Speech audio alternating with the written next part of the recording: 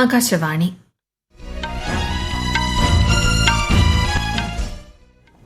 നമസ്കാരം. വാർത്തകൾ വായിക്കുന്നത് ലക്ഷ്മി ശ്രീ വിജയ.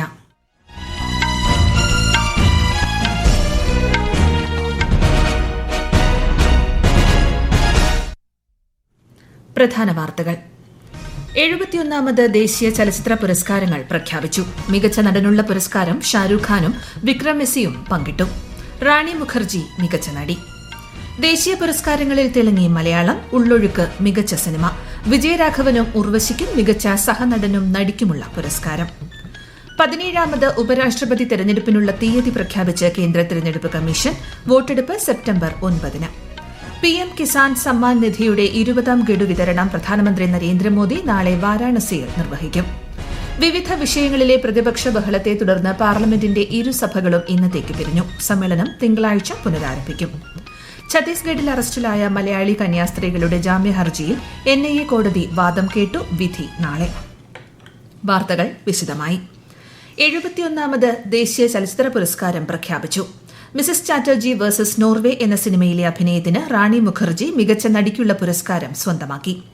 ജവാൻ എന്ന ചിത്രത്തിന് ഷാരൂഖ് ഖാനും 12th ഫെയിൽ എന്ന ചിത്രത്തിന് വിക്രം മെസ്സിയും മികച്ച നടനുള്ള അവാർഡ് പങ്കിട്ടു.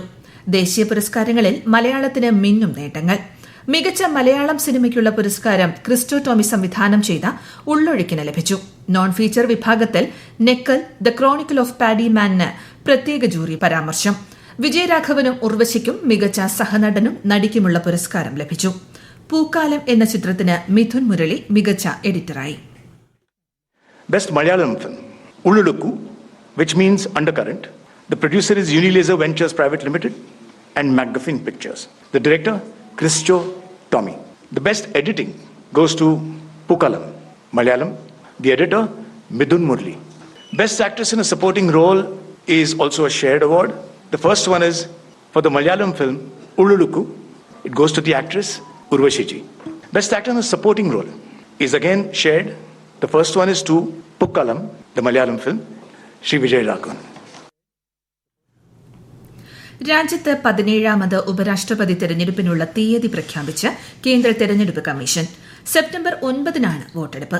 വോട്ടെണ്ണലും 9-ന് നടക്കും. ശ്രീ ജഗ്ദീപ് ധൻകർ ഉപരാഷ്ട്രപതി സ്ഥാനത്ത് നിന്ന് രാജിവെച്ചതിനെ തുടർന്നാണ് തെരഞ്ഞെടുപ്പ് പ്രഖ്യാപിക്കുന്നത്. ലോക്സഭയിലെയും രാജ്യസഭയിലെയും അംഗങ്ങളടങ്ങുന്ന ഇലക്ടറൽ കോളേജാണ് ഉപരാഷ്ട്രപതിയെ തെരഞ്ഞെടുക്കുന്നത്. തെരഞ്ഞെടുപ്പ് വിജ്ഞാപനം ഈ മാസം 7-ന് പുറപ്പെടുവിക്കും. 21-ന് മുൻപ് നാമനിർദ്ദേശ പത്രിക നൽകണം. പത്രികകളുടെ സൂക്ഷ്മ പരിശോധന 22-ന് നടക്കും. PM കിസാൻ സമ്മാൻ നിധിയുടെ 20ാം ഗഡു വിതരണം പ്രധാനമന്ത്രി നരേന്ദ്രമോദി നാളെ വാരാണസിയിൽ നിർവഹിക്കും. 9.7 കോടി കർഷകരുടെ ബാങ്ക് അക്കൌണ്ടുകളിലേക്ക് 20,500 കോടിയിലേറെ രൂപയാണ് കൈമാറുക. 2,200 കോടി രൂപയുടെ വികസന പദ്ധതികൾക്കും പ്രധാനമന്ത്രി നാളെ തുടക്കം കുറിക്കും. റോഡ് വികസന പദ്ധതികൾ, റെയിൽ പദ്ധതികൾ എന്നിവയുടെ ഉദ്ഘാടനത്തിന് പുറമെ 880 കോടി രൂപയുടെ ഊർജ്ജ വിതരണ പദ്ധതിയുടെ ശിലാസ്ഥാപനവും ഇതിൽ ഉൾപ്പെടുന്നു. ജൽജീവൻ ദൌത്യത്തിലൂടെ ആവിഷ്കരിച്ച 47 ഗ്രാമീണ കുടിവെള്ള പദ്ധതികളുടെ ഉദ്ഘാടനവും ശ്രീ മോദി നാളെ വാരാണസിയിൽ നിർവഹിക്കും. വിവിധ വിഷയങ്ങളിലെ പ്രതിപക്ഷ ബഹളത്തെ തുടർന്ന് പാർലമെന്റിന്റെ ഇരുസഭകളും ഇന്നത്തേക്ക് പിരിഞ്ഞു. ഉച്ചയ്ക്ക് 12 മണിവരെ നിർത്തിവച്ച രാജ്യസഭ പുനരാരംഭിച്ചെങ്കിലും ബീഹാറിലെ വോട്ടർ പട്ടിക പരിഷ്കരണത്തിൽ പ്രതിപക്ഷ പ്രതിഷേധം തുടർന്നതോടെ ഇന്നത്തേക്ക് പിരിയുകയായിരുന്നു. വിഷയം ഭരണഘടനാ സ്ഥാപനമായ തെരഞ്ഞെടുപ്പ് കമ്മീഷന്റെ പരിഗണനയിലുള്ളതാണെന്ന് രാജ്യസഭാ ഉപാധ്യക്ഷൻ ഹരിവംശ് പറഞ്ഞു. ബഹളത്തിനിടെ ഡിജിറ്റൽ വ്യക്തിഗത ഡാറ്റാ സുരക്ഷാ നിയമം 2023 നടപ്പാക്കുന്നത് സംബന്ധിച്ച് കേന്ദ്രമന്ത്രി അശ്വിനി വൈഷ്ണവ് മറുപടി നൽകി. ഉച്ചയ്ക്ക് 2 മണിവരെ നിർത്തിവച്ച ലോക്സഭയിലും സമാന സാഹചര്യമായിരുന്നു. സമ്മേളനം തുടരാൻ ശ്രമിച്ചെങ്കിലും പ്രതിപക്ഷം പ്രതിഷേധം തുടർന്നതോടെ സഭ ഇന്നത്തേക്ക് പിരിയുകയായിരുന്നു. വർഷകാല സമ്മേളനം തിങ്കളാഴ്ച പുനരാരംഭിക്കും. ഓപ്പറേഷൻ സിന്ദൂറിനെ തുടർന്നുണ്ടായ സൈനിക നടപടികൾ അവസാനിപ്പിക്കാൻ ഇന്ത്യയും പാകിസ്ഥാനും തമ്മിൽ നേരിട്ടാണ് ചർച്ച നടന്നതെന്ന് കേന്ദ്ര സർക്കാർ. ഇന്ന് ലോക്സഭയിൽ രേഖാമൂലം നൽകിയ മറുപടിയിൽ വിദേശകാര്യ സഹമന്ത്രി കീർത്തിവർദ്ധൻ സിംഗാണ് ഇക്കാര്യം വ്യക്തമാക്കിയത്. വെടിനിർത്തലിനുള്ള അഭ്യർത്ഥന പാകിസ്ഥാനാണ് മുന്നോട്ട് വെച്ചത്. പാകിസ്ഥാനുമായുള്ള പ്രശ്നങ്ങൾ ഉഭയകക്ഷി ചർച്ചകളിലൂടെ മാത്രമേ പരിഹരിക്കൂവെന്ന് US ഉൾപ്പെടെയുള്ള എല്ലാ രാജ്യങ്ങളോടും ഇന്ത്യ വ്യക്തമാക്കിയിട്ടുണ്ടെന്നും അദ്ദേഹം പറഞ്ഞു. രാഷ്ട്രീയ പാർട്ടികളെ ലൈംഗിക പീഡന വിരുദ്ധ നിയമത്തിന്റെ പരിധിയിൽ കൊണ്ടുവരണമെന്നാവശ്യപ്പെട്ട് സമർപ്പിച്ച പൊതുതാൽപര്യ ഹർജി പരിഗണിക്കാൻ സുപ്രീംകോടതി വിസമ്മതിച്ചു. വിഷയം പാർലമെന്റിന്റെ പരിധിയിൽ വരുന്നതാണെന്ന് chief justice BR Gavai, justice K Vinod Chandran എന്നിവരടങ്ങിയ ബെഞ്ച് പറഞ്ഞു. കഴിഞ്ഞ ഡിസംബറിൽ സമാനമായ ഒരു ഹർജിയിൽ തെരഞ്ഞെടുപ്പ് കമ്മീഷനെ സമീപിക്കാൻ സുപ്രീംകോടതി നിർദ്ദേശിച്ചിരുന്നു. ഈ വർഷം മാർച്ചിൽ തെരഞ്ഞെടുപ്പ് കമ്മീഷന് കത്തയച്ചിരുന്നെങ്കിലും ഇതുവരെ ഒരു മറുപടിയും ലഭിച്ചില്ലെന്നും പൊതുതാൽപര്യ ഹർജിയിൽ പറയുന്നു. യമനിൽ ജയിലിൽ കഴിയുന്ന മലയാളി നിമിഷപ്രിയയുടെ മോചനം ഏറെ സൂക്ഷ്മതയോടെ കൈകാര്യം ചെയ്യേണ്ട വിഷയമാണെന്ന് വിദേശകാര്യ മന്ത്രാലയ വക്താവ് രൺധീർ ജയ്സ്വാൾ. യമൻ ഭരണകൂടവുമായി സർക്കാർ നിരന്തരം സമ്പർക്കം പുലർത്തുന്നതായും വധശിക്ഷ റദ്ദാക്കിയെന്ന തരത്തിൽ പ്രചരിച്ച വാർത്തകൾ വാസ്തവ വിരുദ്ധമാണെന്നും അദ്ദേഹം ന്യൂഡൽഹിയിൽ വാർത്താസമ്മേളനത്തിൽ അറിയിച്ചു. ഇന്ത്യയും US-ഉമായുള്ള ശക്തമായ പ്രതിരോധ പങ്കാളിത്തം കൂടുതൽ മെച്ചപ്പെടുത്തുമെന്നും ശ്രീ ജയ്സ്വാൾ പറഞ്ഞു. ഛത്തീസ്ഗഡിൽ അറസ്റ്റിലായ മലയാളി കന്യാസ്ത്രീകളുടെ ജാമ്യ ഹർജിയിൽ NIA കോടതി ഇന്ന് വാദം കേട്ടു. ജാമ്യം സംബന്ധിച്ച വിധി കോടതി നാളെ പ്രഖ്യാപിക്കും. അന്വേഷണ പ്രാരംഭം ഘട്ടത്തിലാണെന്ന് പ്രോസിക്യൂഷൻ കോടതിയെ അറിയിച്ചു. അതിനിടെ ഛത്തീസ്ഗഡ് മുഖ്യമന്ത്രി വിഷ്ണു ദിയോ സായ് ഇന്ന് ന്യൂഡൽഹിയിൽ പ്രധാനമന്ത്രിയുമായി കൂടിക്കാഴ്ച നടത്തി. ഈ വാർത്തകൾ ആകാശവാണിയിൽ നിന്ന്. ആകാശവാണി വാർത്തകളും വാർത്താധിഷ്ഠിത പരിപാടികളും all India radio news Thiruvananthapuram YouTube ചാനലിലും all India radio news Thiruvananthapuram Facebook പേജിലും AR News_ തിരുവനന്തപുരം ഇൻസ്റ്റഗ്രാം അക്കൌണ്ടിലും AR News_TVM X ഹാൻഡിലും ലഭ്യമാണ്. സ്വാതന്ത്ര്യദിന പ്രസംഗത്തിനായി ആശയങ്ങൾ പങ്കിടാൻ രാജ്യത്തെ ജനങ്ങളെ ക്ഷണിച്ച് പ്രധാനമന്ത്രി നരേന്ദ്രമോദി. ഈ മാസം 15-ന് ന്യൂഡൽഹിയിലെ ചുവപ്പുകോട്ടയിൽ നടക്കുന്ന പ്രസംഗത്തിൽ ഉൾപ്പെടുത്താനായാണ് ജനങ്ങളിൽ നിന്നും ചിന്തകളും ആശയങ്ങളും ക്ഷണിച്ചത്. MyGov ഓപ്പൺ ഫോറം, നമോ ആപ്പ് തുടങ്ങിയവയിലൂടെ ആശയങ്ങൾ പങ്കുവയ്ക്കാവുന്നതാണ്. കേന്ദ്ര വാർത്താവിതരണ പ്രക്ഷേപണ മന്ത്രി അശ്വിനി വൈഷ്ണവും കേന്ദ്ര സഹമന്ത്രി L മുരുകനും പാർലമെന്റ് ഹൌസിൽ കൂടിക്കാഴ്ച നടത്തി.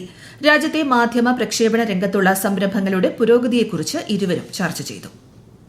ലൈംഗിക പീഡന കേസിൽ ജനതാദൾ നേതാവും MPയുമായ പ്രജ്വൽ രേവണ്ണ കുറ്റക്കാരനെന്ന് ബംഗളൂരുവിലെ ജനപ്രതിനിധികൾക്കായുള്ള പ്രത്യേക കോടതിയുടെ വിധി. മുൻ പ്രധാനമന്ത്രി ദേവഗൌഡയുടെ ചെറുമകൻ പ്രജ്വൽ രേവണ്ണയുടെ പേരിലുള്ള 4 പീഡന കേസുകളിലൊന്നിലാണ് വിധി വന്നിരിക്കുന്നത്. ശിക്ഷ നാളെ പ്രഖ്യാപിക്കും. 2021 കോവിഡ് കാലത്ത് അതിജീവിതയെ പലതവണ ലൈംഗിക പീഡനത്തിനിരയാക്കിയെന്നും ദൃശ്യങ്ങൾ പകർത്തിയെന്നുമാണ് കേസ്. രാജ്യത്തിന്റെ പ്രതിരോധ ചട്ടക്കൂട് ശക്തിപ്പെടുത്തുന്നതിന് armed force headquarters civilian services എക്കാലത്തും മികച്ച പ്രവർത്തനമാണ് നടത്തിയിട്ടുള്ളതെന്ന് രാജ്യരക്ഷാമന്ത്രി രാജ്നാഥ് സിംഗ്. ന്യൂഡൽഹിയിൽ AFHQ സിവിലിയൻ സർവീസസ് ദിനാഘോഷ ചടങ്ങിൽ സംസാരിക്കുകയായിരുന്നു അദ്ദേഹം. രാജ്യത്തിന്റെ പ്രതിരോധ സംവിധാനങ്ങളുടെ കാര്യക്ഷമവും തന്ത്രപരവുമായ പ്രവർത്തനത്തിൽ AFHQ സിവിലിയൻ സർവീസസിന്റെ പങ്ക് പ്രധാനമാണെന്നും രാജ്യരക്ഷാമന്ത്രി വ്യക്തമാക്കി. संकट की घड़ी में armed forces headquarter civilian services ने वार टाइम हो या पीस टाइम हो हमारी देश की रक्षा व्यवस्था को अंदर से मजबूत करने में एक बहुत ही अहम भूमिका निभाई है. आर्म्ड फोर्सेस हेडक्वार्टर सर्विसेज रक्षा मंत्रालय के लिए एक इंस्टीट्यूशनल मेमोरी का काम करती है, जो यहाँ के एडमिनिस्ट्रेशन में कंसिस्टेंसी, डोमेन एक्सपर्टीज और यूनिफॉर्मिटी प्रदान करता है. ഓവൽ ക്രിക്കറ്റ് ടെസ്റ്റിൽ ഇന്ത്യക്കെതിരെ ഇംഗ്ലണ്ടിന്റെ 1ാം ഇന്നിംഗ്സ് ബാറ്റിംഗ് തുടരുന്നു. ഒടുവിൽ റിപ്പോർട്ട് കിട്ടുമ്പോൾ ഇംഗ്ലണ്ട് 3 വിക്കറ്റ് നഷ്ടത്തിൽ 171 റൺ എന്ന നിലയിലാണ്. ഇന്ത്യയുടെ ആദ്യ ഇന്നിംഗ്സ് 224 റൺസിന് അവസാനിച്ചിരുന്നു. രാജ്യത്തെ ഓഹരി വിപണികളിൽ നഷ്ടം. ബോംബെ ഓഹരി സൂചിക സെൻസെക്സ് 586 പോയിന്റ് ഇടിഞ്ഞ് 80,600-ലും ദേശീയ ഓഹരി സൂചിക നിഫ്റ്റി 203 പോയിന്റ് നഷ്ടത്തിൽ 24,565-ലും വ്യാപാരം അവസാനിപ്പിച്ചു. സ്വർണ്ണവില കുറഞ്ഞു. പവന് 160 രൂപ കുറഞ്ഞ് 73,200 രൂപയും ഗ്രാമിന് 9,150 രൂപയുമാണ് ഇന്നത്തെ വില. കേരളത്തിൽ നാളെ മുതൽ മഴ ശക്തമാകുമെന്ന് കേന്ദ്ര കാലാവസ്ഥാ വകുപ്പ്. നാളെ ആലപ്പുഴ, എറണാകുളം, ഇടുക്കി, തൃശൂർ ജില്ലകളിൽ മഞ്ഞ ജാഗ്രത പ്രഖ്യാപിച്ചു. ശക്തമായ കാറ്റും മോശം കാലാവസ്ഥയും കണക്കിലെടുത്ത് ലക്ഷദ്വീപ് തീരത്ത് ചൊവ്വാഴ്ച വരെ മത്സ്യബന്ധനത്തിന് വിലക്ക്. അസം, മേഘാലയ, ബീഹാർ, ഹിമാചൽ പ്രദേശ് എന്നിവിടങ്ങളിലും കനത്ത മഴയ്ക്ക് സാധ്യതയെന്ന് കേന്ദ്ര കാലാവസ്ഥാ വകുപ്പ്. ഛത്തീസ്ഗഡ്, ഝാർഖണ്ഡ്, ഹരിയാന, ഉത്തരാഖണ്ഡ്, പശ്ചിമബംഗാൾ തുടങ്ങിയ ഇടങ്ങളിലും ശക്തമായ മഴയ്ക്ക് സാധ്യതയുണ്ട്. അതേസമയം ആൻഡമാൻ നിക്കോബാർ ദ്വീപുകൾ, സിക്കിം, മധ്യപ്രദേശ് എന്നിവിടങ്ങളിൽ ഇടിമിന്നലും ശക്തമായ കാറ്റും ഉണ്ടാകുമെന്നും മുന്നറിയിപ്പുണ്ട്. പ്രധാന വാർത്തകൾ വീണ്ടും. 71ാമത് ദേശീയ ചലച്ചിത്ര പുരസ്കാരങ്ങൾ പ്രഖ്യാപിച്ചു. മികച്ച നടനുള്ള പുരസ്കാരം ഷാരൂഖ് ഖാനും വിക്രം മെസ്സിയും പങ്കിട്ടു. റാണി മുഖർജി മികച്ച നടി. ദേശീയ പുരസ്കാരങ്ങളിൽ തിളങ്ങിയ മലയാളം. ഉള്ളൊഴുക്ക് മികച്ച സിനിമ. വിജയരാഘവനും ഉർവശിക്കും മികച്ച സഹനടനും നടിക്കുമുള്ള പുരസ്കാരം. 17ാമത് ഉപരാഷ്ട്രപതി തെരഞ്ഞെടുപ്പിനുള്ള തീയതി പ്രഖ്യാപിച്ച കേന്ദ്ര തെരഞ്ഞെടുപ്പ് കമ്മീഷൻ. വോട്ടെടുപ്പ് സെപ്റ്റംബർ 9-ന്. PM കിസാൻ സമ്മാൻ നിധിയുടെ 20ാം ഗഡു വിതരണം പ്രധാനമന്ത്രി നരേന്ദ്രമോദി നാളെ വാരാണസിയിൽ നിർവഹിക്കും. വിവിധ വിഷയങ്ങളിലെ പ്രതിപക്ഷ ബഹളത്തെ തുടർന്ന് പാർലമെന്റിന്റെ ഇരുസഭകളും ഇന്നത്തേക്ക് പിരിഞ്ഞു. സമ്മേളനം തിങ്കളാഴ്ച പുനരാരംഭിക്കും. ഛത്തീസ്ഗഡിൽ അറസ്റ്റിലായ മലയാളി കന്യാസ്ത്രീയുടെ ജാമ്യ ഹർജിയിൽ NIA കോടതി വാദം കേട്ടു. വിധി നാളെ. വാർത്തകൾ കഴിഞ്ഞു. അടുത്ത വാർത്താ പ്രക്ഷേപണം 8:35-ന്.